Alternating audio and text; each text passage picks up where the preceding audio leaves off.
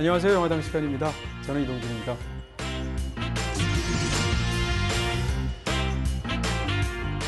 안녕하십니까? 도청당 김중현입니다.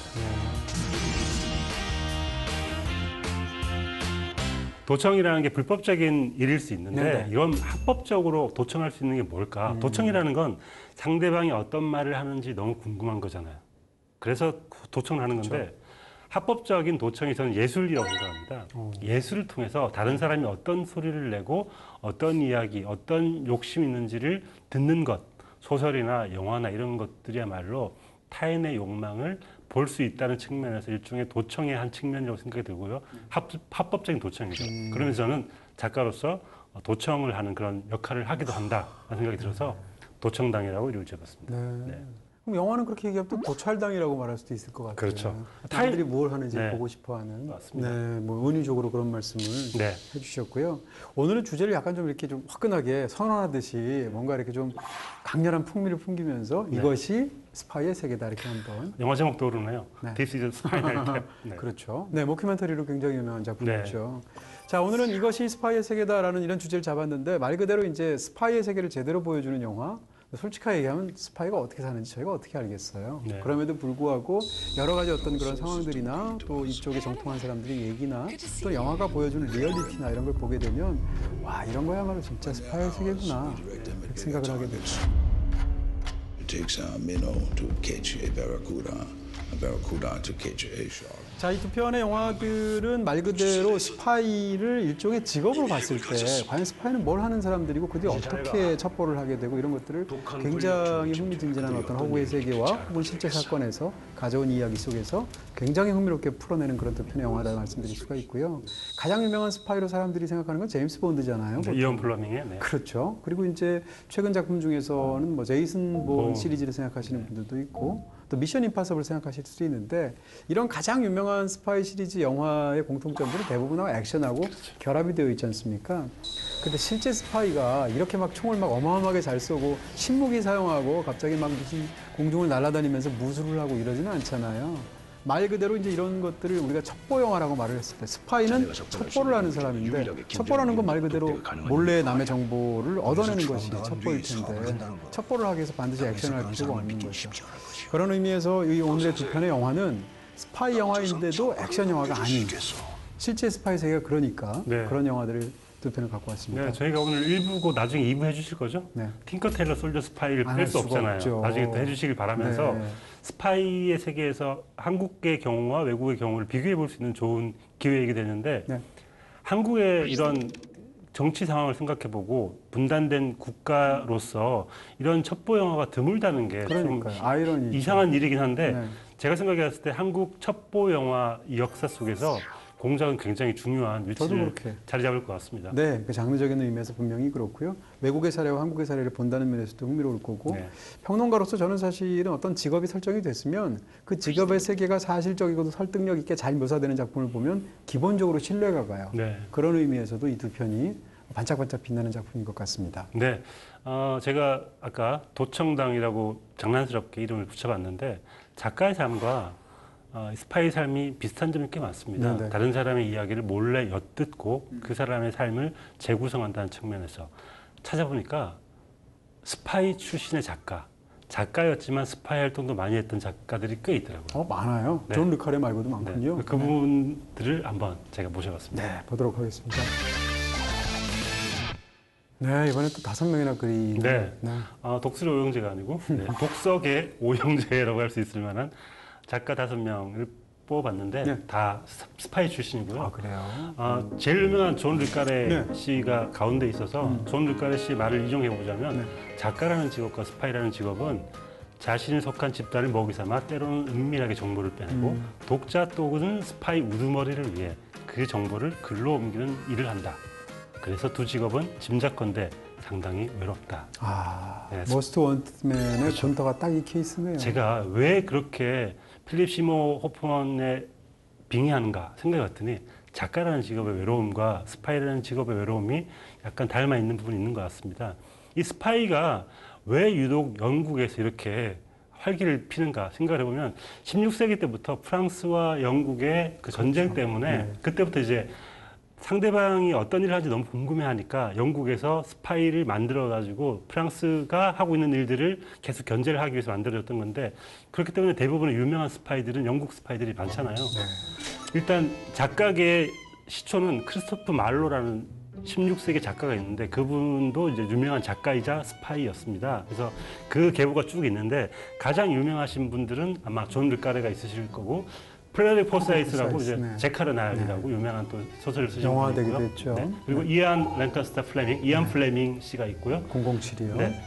제임스와 슈퍼복숭아로 유명한 또 아동문학을 많이 하게 됐던 로알드 달도 미국의 약간 스파이였는데 이분은 미국 여성 사교계의 동향을 살피는 게 주 업무여가지고 네, 그 분들의 동향을 살피기 위해서 많은 연애를 했던 그런 또 특이한 스파이 이력이 있으신 분입니다. 오로지 그 목적이었을까요? 뭐 네. 모르겠습니다. 정확히 모르겠고요. 네네.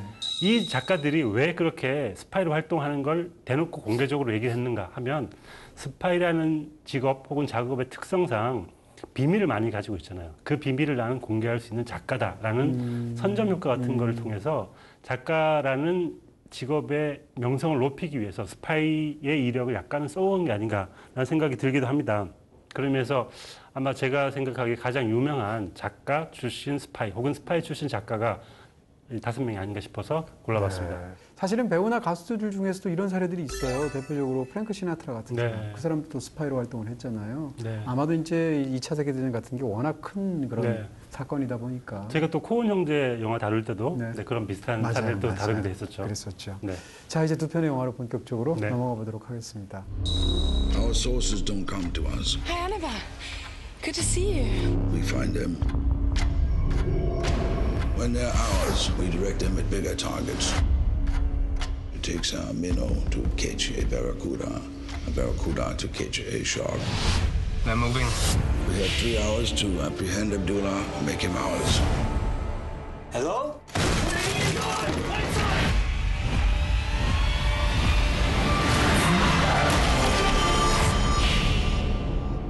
To make the world a safer place. Isn't that enough?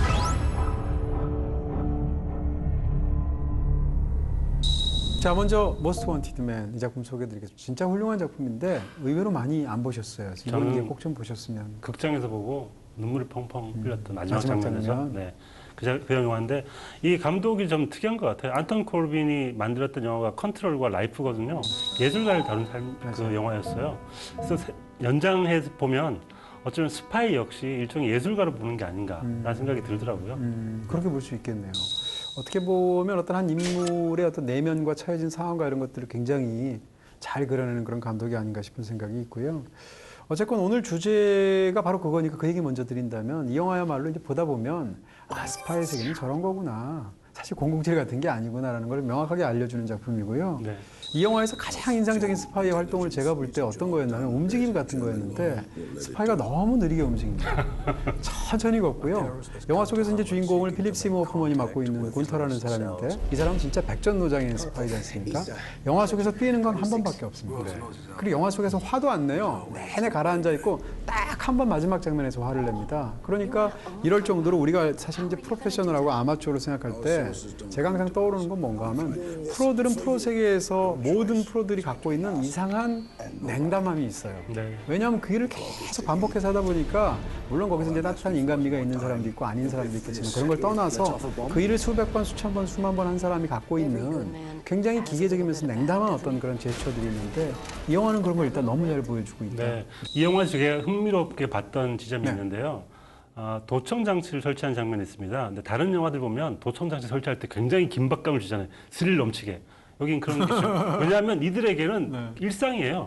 늘 하는 일이기 때문에 긴박할 이유가 없고 접시 서빙하는 거 같아요. 너무너무 자연스러운 일이기 때문에 그 장면을 그냥 시큰둥하게 대수롭지 않게 넘기는 게 어쩌면 스파이들이 하는 일들에 대한 이해가 높은 감독의 연출이라는 생각이 듭니다. 그렇습니다. 이 영화 속에서는 총격전이 없잖아요. 네. 그리고 이 영화 속에서는 사실 뭐 액션도 거의 없고 이 영화에서 클라이맥스가 뭐냐? 사인할까 말까예요. 그러니까 서류에 사인할까 네. 말까가 영화에서 가장 중요한 장면이란 말입니다. 역사상 최초의 계좌 이체 스릴러죠.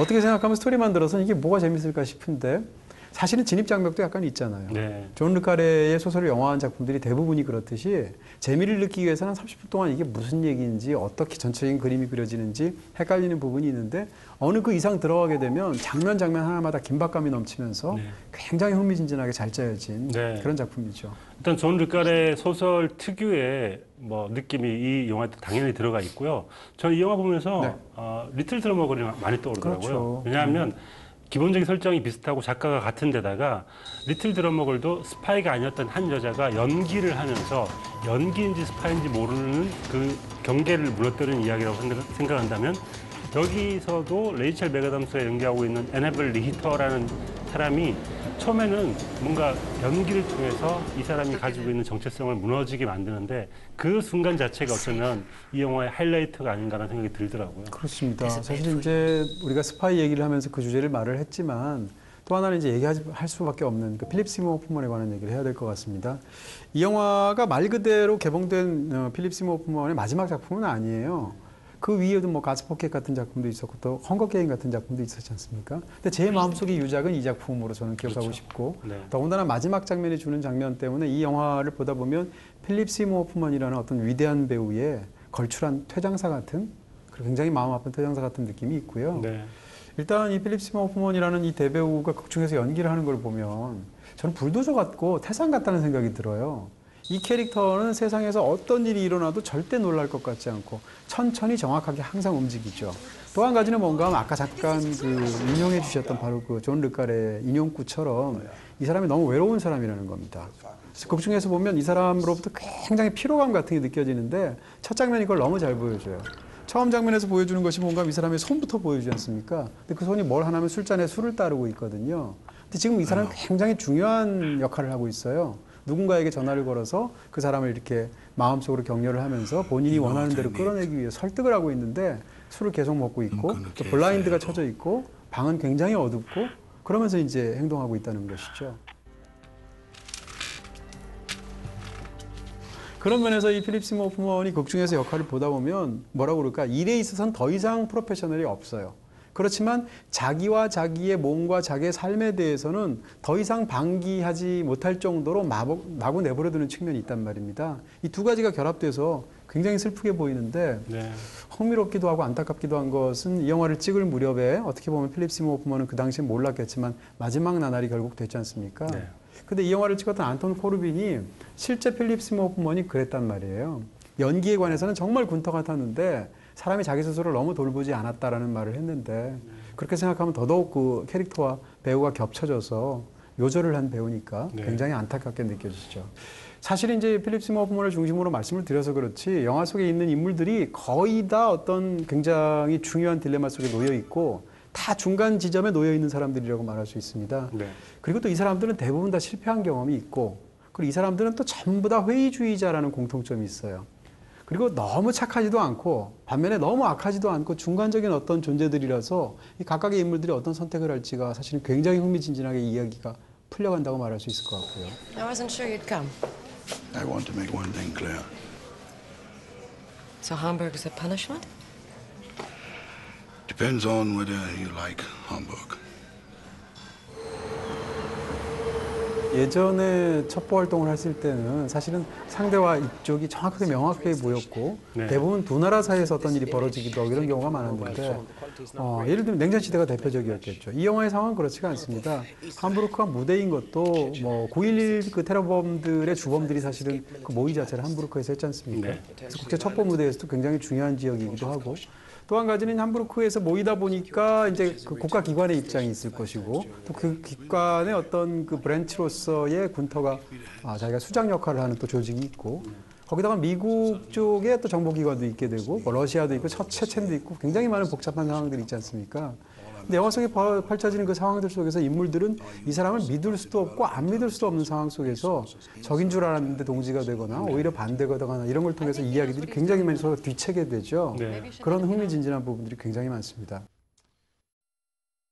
이 영화는 이제 스파이 세계에서도 통용되는 어떤 굉장히 중요한 일이겠지만 사실은 일반적으로 다 마찬가지로 얘기할 수 있어요. 이 이야기를 좀 약간 확대해서 이야기를 한다면 사람이라는 존재가 저지른 실수를 어떻게 볼 것인가, 죄를 악을 어떻게 볼 것인가라는 문제와 관련이 있어요. 예를 들어서 어떤 사람이 실수를 저질거나 죄를 저질렀다고 했을 때 그 죄가 극단적으로 악하거나 극단적인 실수가 아니라고 했을 때 그것을 어떻게 볼 것인가라는 문제가 있어요. 다시 말해서 더 큰 악을 가지고 있는 어떤 뭔가를 제어하기 위해서 상대적으로 작은 악을 저지른 사람을 좀 더 포용할 수 있을 것인가 아닐 것인가의 문제가 있는데 극중에서 미국은 안 된다. 그것도 역시 똑같이 테러의 일부분이다라고 생각하는 입장이고 군터는 그렇지 않다라고 생각하는 입장이에요. 어떻게 본다면 군터는 인간을 굉장히 불완전한 존재로 보고 있는데 그 이유는 자기 자신이 불완전한 존재이기 때문인 거예요. 그런 의미에서 본다면 이 영화는 사실은 악에 대한 문제 혹은 타인에 관한 문제 이런 데서 굉장히 원론적인 문제를 깊게 스파이의 세계에 네. 가져와서 다루고 있다고 볼 수 있겠죠. 군터가 CIA의 마사와 이야기를 할 때 두 사람의 공통 목표처럼 보이는 안전한 세상을 만든다는 맞아요. 슬로건이 사실은 두 사람이 그 공동 목표로 가기 위해서 얼마나 다른 방법론을 취하고 있는지를 보여주는 것 같고요. 결국에 군터는 최악을 피하기 위한 차악을 선택하는 인물인 것 같아요. 그런 의미에서 현실적인 인물이고 냉소적인 인물이기도 해서 우리에게는 좀 더 매력적인 인물로 드러나는 것 같습니다. 네. 그러니까 결국은 이제 두 가지가 충돌하는데 이건 어떻게 보면 공작도 마찬가지예요. 그러니까 개인적인 양심이 한쪽에는 있고 네. 또 하나는 직업적인 의무가 있어요. 양자가 충돌할 때 이 직업을 가진 사람으로서 어떤 걸 택할 것인가라는 문제가 있을 수 있고 또 하나는 인간이 갖고 있는 어떤 생리적인 휴머니즘에 대한 감각이 있단 말이에요. 나머지 하나는 소위 말하는 이제 공공의 이익이라는 개념이 있을 때 이 두 가지가 충돌할 때 어떻게 해야 되느냐라는 것인데 그런 면에서도 이제 군터를 비롯한 인물들이 굉장히 매력적으로 극 중에서 설정된 것이 아닌가라는 생각을 네. 하게 되죠. 저는 이 영화를 보면서 계속 말씀하신 커피, 위스키, 담배 이런 걸 딱 계속 반복해서 혹은 두 개 네. 커피에다 술을 사 먹기도 하고 한꺼번에. 네, 그런 장면을 보면서 이 피로도라는 것은 우리가 상상하기 힘들 정도의 피로도일 것 같고 느리게 누군가를 지켜봐야 하고 그리고 천천히 미행해야 되고 그리고 거짓말해야 되고 회유와 협박과 이런 것들을 섞어가면서 감각적으로 섞어야 되는데 이 과정이 얼마나 힘들까 생각을 해보면 평소에 우리 평범한 사람들은 이런 과정을 거치지 못합니다. 이 감정의 기복을 느껴보지 못할 텐데 그렇죠. 이 감정의 기복을 느낀다는 것만 굉장한 스트레스일 텐데 어쩌면 이게 배우의 삶과 비슷한 것 같아요.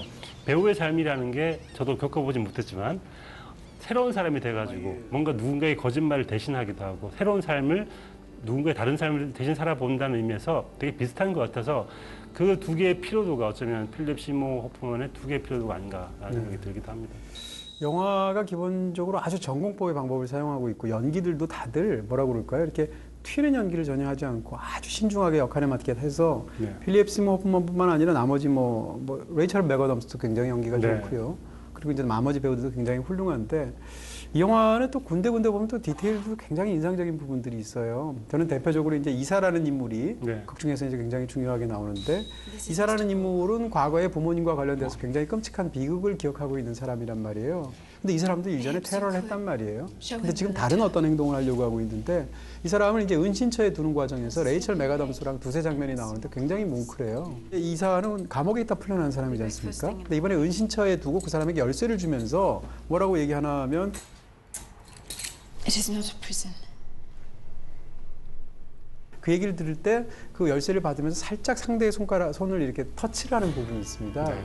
그럴 때 어떤 인간미 같은 부분들 그리고 이사가 여태까지 내가 겪었던 세계하고는 다른 세계라구나라는 것을 맥아덤스를 통해서 느끼게 되는 것이죠. 네.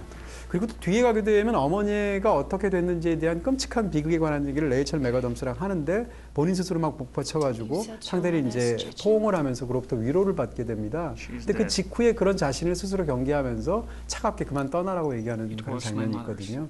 이런 두 장면 같은 것은 사실은 굉장히 짧은 장면인데도 이사가 어떤 마음의 상태인지 그런 이사에 대해서 레이첼 맥아덤스가 연기한 변호사가 어떤 의미를 주었는지에 대해서 너무 잘 묘사하고 있는 디테일들인 거죠. You must go. 대부분의 이 활동을 할 때 언어가 굉장히 중요하잖아요. 네. 그러니까 액션이 없기 때문에 총으로 하는 액션이 없기 때문에 이야기로 상대방을 설득하거나 상대방에게 겁박하거나 그런 장면들이 꽤 많은데 저는 가장 흥미로웠던 장면이 로빈 라이트가 연기하는 이 CIA의 마사와 네. 둘이서 딱 붙기만 하면 네. 그 두 개의 힘이 엄청난 충돌로 느껴져요. 그러니까 여러 번 만나는데 And only then Maybe if you could define for us what you think the long-term objective would be. What are we trying to achieve? To make the world a safer place. 이 두 사람의 충돌이라는 게 어쩌면 두 세계의 충돌이어서 두 세계를 대표하는 인물이구나라는 생각이 들면서 첩보원이라는 것, 스파이라는 것은 결국에는 한 세계의 체제나 한 세계의 이념을 대표하는 사람이라는 생각이 들더라고요. 네, 사실 둘 다 추구하는 목적은 같다고 하잖아요. 조금 더 안전한 세상을 만들고 싶은 건데 행동은 또 완전히 다르게 되고 저는 이거 사실 이제 엔딩이 너무 압도적이지 않습니까? 네. 근데 별거 아닌 것 같은 오프닝도 좋은 것 같아요. 네. 오프닝 장면이 찰랑찰랑하는, 네. 함부르크의 어떤 부둣가에서 물이 굉장히 격렬하게 흔들리고 있는데 한참 있으면 그러다 보면 거기서부터 이제 이사가 나오게 되면서 영화가 시작을 하죠. 보통 그런 장면을 묘사할 때 예를 들면 멀리서 이제 전체적인 구도를 보여준다든지 부감으로 촬영한다든지 도시 곳곳을 보여주다가 여기 딱 들어간다든지 이런 방식을 쓸 것 같은데 그 장면에서 물이 흔들리는 모습을 고속 촬영해서 굉장히 느린 움직임으로 또 보여주게 되지 않습니까? 네. 그리고 나서 이제 인물이 딱 나오는 순간에 어떤 그 긴장감으로 시작하게 되는데 굉장히 인상적이고 다른 영화에서 거의 보지 못했던 신선한 방법이 아니었나 싶습니다. 네.